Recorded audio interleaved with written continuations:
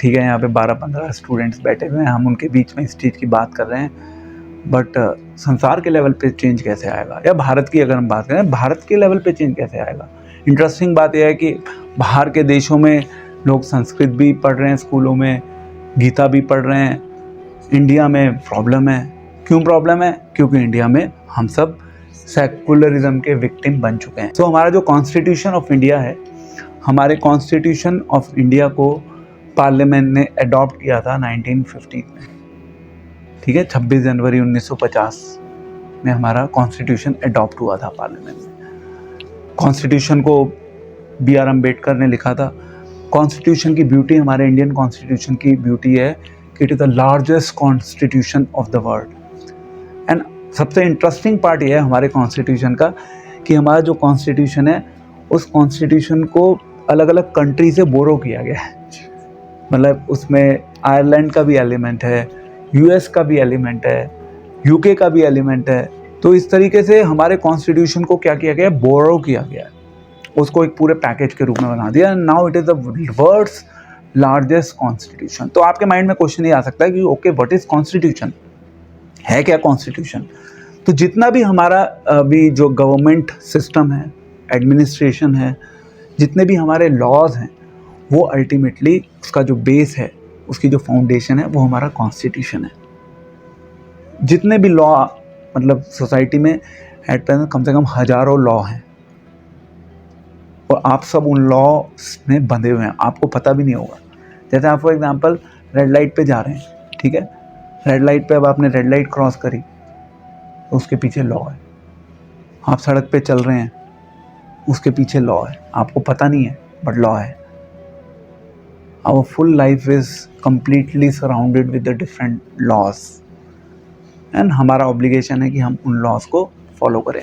So Constitution of India जो है world का सबसे बड़ा कॉन्स्टिट्यूशन है। कॉन्स्टिट्यूशन ऑफ इंडिया में बहुत से अमेंडमेंट्स आए। एक सबसे जो नोटेबल अमेंडमेंट था जो 1980s में आया था, वो था inclusion of the word secularism. अभी जो सेकुलरिज्म है, सेकुलरिज्म का एक बहुत बड़ा मतलब है अपने आप में, इसको बहुत अलग अलग लेवल पे हम समझ सकते हैं। सेकुलरिज्म का मतलब ये है कि जो इंडिया एज ए कंट्री, सभी धर्मों के लोगों को यहाँ पे अपना धर्म का अभ्यास करने की, अपने धर्म को प्रैक्टिस करने की छूट मिली हुई है। Freedom to practise a religion, whatever religion you want to practise, ये हमारे को कॉन्स्टिट्यूशन के through with the inclusion of the word secularism हमें मिला। ये तो इसका एक काइंड ऑफ पॉजिटिव पार्ट हो गया। अच्छा है कि भैया अल्टीमेटली बेनिफिट ही होगा इससे, एक ओपननेस दिखती है, डाइवर्सिटी रिप्रेजेंट होती है भारत की, ये पॉजिटिव पॉइंट हो गया। बट इसका एक सबसे बड़ा नेगेटिव पॉइंट ये हुआ कि अल्टीमेटली उस सेकुलरिज्म के थ्रू हमारे एक एजुकेशन सिस्टम में एक मेजर चेंज आ गया। वो मेजर चेंज ये था कि अल्टीमेटली कोई भी रिलीजियस इंस्ट्रक्शंस एजुकेशनल इंस्टीट्यूशंस में जो बेसिकली पब्लिकली ड्रिवन हैं, सरकार के द्वारा कंट्रोल होते हैं, वहाँ पे कोई भी रिलीजियस एजुकेशन नहीं दी जाएगी। अबैंडन हो गया, बैन हो गया। मतलब फॉर एग्जांपल अगर आप कहें कि हमें भगवत गीता पढ़ानी है स्कूल में, इट इज़ बैंड, अलाउड नहीं है। वो फिर ये कहते हैं कि भाई अगर आपने भगवत गीता पढ़ाई तो कल को दूसरे धर्म वाले कहेंगे कि हमें बाइबल पढ़ानी है, ये सब माइंड में चलेगा ना फिर। तो उन्होंने कहा कि भैया अब बंद कर दो, कोई भगवत गीता की बात नहीं होगी, कोई महाभारत की बात नहीं होगी, कोई राम के जीवन के बारे में बात नहीं करेगा। तो इसका एक बहुत बड़ा नेगेटिव इम्पैक्ट ये हो गया कि ठीक है, मतलब हमने इंक्लूसिविटी, डाइवर्सिटी के नाम पर हमने रिलीजियस एजुकेशन को अपना गवर्नमेंट की जो मशीनरी है उसका एजेंडा नहीं बनाया, बट उसका अल्टीमेट जो नेगेटिव इम्पैक्ट हुआ वो क्या हुआ, क्या नेगेटिव इम्पैक्ट हुआ उसका? अल्टीमेटली उसका नेगेटिव इम्पैक्ट ये हुआ कि हम सब अभी भी वो जो वेस्टर्न एजुकेशन का जो इंडियन एजुकेशन एक्ट ओरिजिनली जो मैकॉले ने इस्टेब्लिश किया था 19th सेंचुरी बिगिनिंग में, वही हम फॉलो करते हुए अभी भी आ रहे हैं। तो एजुकेशन सिस्टम को चेंज करना होगा। जब तक हम एजुकेशन सिस्टम को चेंज नहीं करेंगे तब तक जो आज की जो हमारी अपकमिंग जनरेशन है उनकी मेंटालिटी में चेंज नहीं आएगा। उसके लिए हमें इन ए वे सेकुलरिज्म का जो कॉन्सेप्ट है उसमें थोड़ी सी फ्लेक्सिबिलिटी लेके आनी होगी, क्योंकि अल्टीमेटली भारत की अगर हम बात करें तो आज भी हमारा भारत देश क्या है, आज भी हमारा भारत देश मेजोरिटी जो है इट इज़ ड्रिवन बाय सनातन धर्म।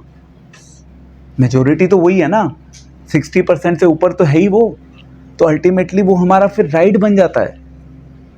हमें बाकी धर्मों से कोई प्रॉब्लम नहीं है, बट जो हमारा धर्म है, सनातन धर्म है, जो हमारे हिंदू धर्म की शिक्षा है, उस धर्म की शिक्षा को तो लोगों को पहुंचाना होगा ना, वो एजुकेशन सिस्टम के थ्रू होगा। बट एजुकेशन सिस्टम के थ्रू वो तब तक नहीं हो सकता जब तक हमारे उस कॉन्स्टिट्यूशन में कुछ चेंजेस ना किए जाएं, specifically with reference to this concept of secularism. Ultimately इस सेकुलरिज्म के कॉन्सेप्ट ने अल्टीमेटली हम सबको स्लेव बना दिया। हम सब पागल हो गए, हम सब नशे में हैं इस समय, इस संसार में। हम सब ने भगवान को बिल्कुल बस्ते में बंद करके रख दिया। हम भगवान की बात ही नहीं करना चाहते। एंड आगे आने वाले समय में इसका बहुत गलत इम्पैक्ट हमारी सोसाइटी पे पड़ेगा। धीरे धीरे वो बढ़ रहा है और हम सब उसमें फंसेंगे, पिसेंगे, मरेंगे और कटेंगे। This is reality. तो एजुकेशन सिस्टम में चेंज लेके आना पड़ेगा, तभी होगा। यस, 15, 20, 25 लोगों को बता के कुछ नहीं होने वाला, क्योंकि जो छोटे छोटे बच्चे हैं उनके माइंड पे तो वही इम्प्रेशंस पड़ते जा रहे हैं मॉडर्न एजुकेशन के। सो बट कहीं ना कहीं से तो हमें शुरुआत करनी होगी। सो ये एक इनिशिएटिव है, सब नहीं समझ पाएंगे, नो डाउट, नो प्रॉब्लम। जितनी हमारी क्षमता है, हम अपनी क्षमता के अकॉर्डिंग हम जो कर सकते हैं हमें वो करने की कोशिश करनी चाहिए। हमें तो सही नॉलेज को भी लोगों तक पहुंचाना होगा ना, मतलब चाहे 10 लोग सुने, चाहे 20 लोग सुने, चाहे 100 लोग सुने। ठीक है, क्लियर है? Whatever capacity we have, हम उस कैपेसिटी के अकॉर्डिंग एटलीस्ट ट्राई कर सकते हैं। शायद सबको बदल ना पाएँ, करोड़ों में से अगर 10 भी बदल गए तो बहुत है, इट्स ओके। आप जैसे यंगर जनरेशन्स के कुछ लोग भी बदल गए तो इट्स फाइन ना, मतलब एटलीस्ट आप वो जो हमारी स्पिरिट है, हमारी जो वैदिक एजुकेशन की स्पिरिट है, आप उस एजुकेशन की स्पिरिट को आगे कैरी ऑन तो कर पाओगे। अल्टीमेटली हम तो मर जाएंगे एक दिन, तो नेक्स्ट जनरेशन रेडी हो जाएगी, ठीक है, आप लोग उसको कैरी कर लेना, फिर आप लोग भी एक दिन चले जाओगे इस संसार से। तो at least you can prepare some people जो आगे नेक्स्ट जनरेशन में फिर उस मैसेज को पास ऑन करेंगे। तो इस तरीके से थोड़ा थोड़ा जितना चल सकता है वो चीज़ें चलती रहेंगी। मास लेवल पे हम कुछ नहीं कर पाएंगे, बहुत मुश्किल है मास लेवल पे चेंज करना। जब तक गवर्नमेंट इसके ऊपर कोई स्ट्रॉन्ग इनिशिएटिव्स नहीं लेगी तब तक मास लेवल पे चेंज इम्पॉसिबल है। तो लास्ट पॉइंट, स्लेव हम कैसे बन रहे हैं सेकुलरिज्म से? हम सेकुलरिज्म से स्लेव इसलिए बन रहे हैं क्योंकि अल्टीमेटली हम अपने विचारों से जीवन नहीं जी रहे, हम दूसरों के विचारों से पूर्ण रूप से विक्टिमाइज हो चुके हैं। दूसरे लोग जो हैं वो हमारी थॉट प्रोसेस को सीवियरली इम्पैक्ट कर रहे हैं। अल्टीमेटली हमारे विचार क्या हैं? हमारे विचार ये हैं कि हम अल्टीमेटली उन विचारों को विकसित करें जो हमें भगवान के निकट लेकर आए। वो हमारे विचार हैं जो आइडियल होने चाहिए।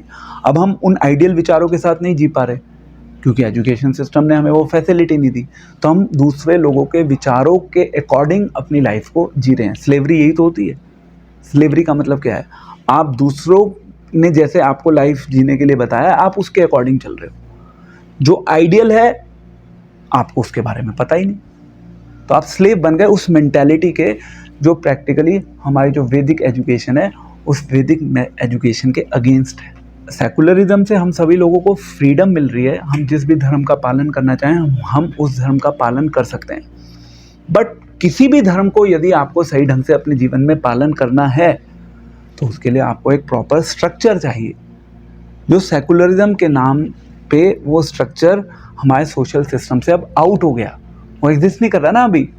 आप किसी भी धर्म का पालन करना चाहते हैं बट आपको उसके लिए एक प्रॉपर फैसिलिटी चाहिए, एक ट्रेनिंग सिस्टम चाहिए जो अल्टीमेटली गवर्नमेंट को इम्पार्ट करना पड़ेगा। एक मॉडल गवर्नमेंट को क्रिएट करना पड़ेगा। तो गवर्नमेंट की ओर से तो मॉडल नहीं है, आप चाहते हो बट आपके पास पता ही नहीं आप लोगों को कहाँ जाना है, क्या करना है। बहुत से यंगस्टर्स हैं, करना तो चाहते हैं but they do not have proper facilities. इसलिए शिल प्रभुपाद कह रहे थे कि मैं पूरे विश्व में ट्रैवल करके देख रहा हूँ कि पूरे विश्व में बहुत सी यूनिवर्सिटीज़ हैं अलग अलग सब्जेक्ट्स को लेके। अगर आपको इंग्लिश में एक्सपर्ट बनना है तो उसके लिए यूनिवर्सिटी है, accountancy, law, science, technology, AI, सब सब्जेक्ट्स के ऊपर आपको अलग अलग यूनिवर्सिटीज़ मिल जाएंगी पूरे वर्ल्ड में। बट इस संसार में कोई भी ऐसी यूनिवर्सिटी नहीं है जो आत्मा की शिक्षा देती हो, जो आत्मा का ज्ञान देती हो, जो हमारी वैदिक नॉलेज को प्रमोट करती हो, जिसकी एट प्रेजेंट हमारे समाज में हम सभी को डेस्परेटली आवश्यकता है, जिसको अल्टीमेटली गवर्नमेंट को सूनर और लेटर फैसिलिटेट करना होगा, सिस्टम में इंट्रोड्यूस करना होगा, जिससे कि मास लेवल पे कुछ चेंज आ सके।